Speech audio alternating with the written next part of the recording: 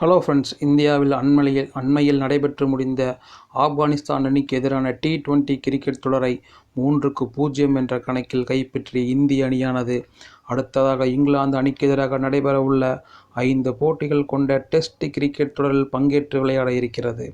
இந்த தொடரானது வரும் ஜனவரி 25ஆம் தேதி முதல் துவங்க இருக்கிறது.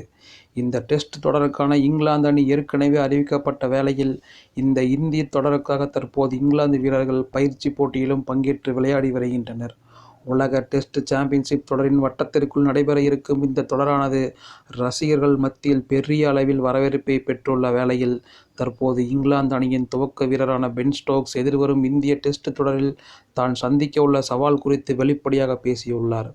இது குறித்து அவர் கூறுகையில், இந்திய அணியில் உலகின் நம்பர் 1 வீரரான அஸ்வின் நிச்சயம் இந்த தொடரிலும் ஒரு சில முறை என்னை ஆட்டமிழக்க வைப்பார்.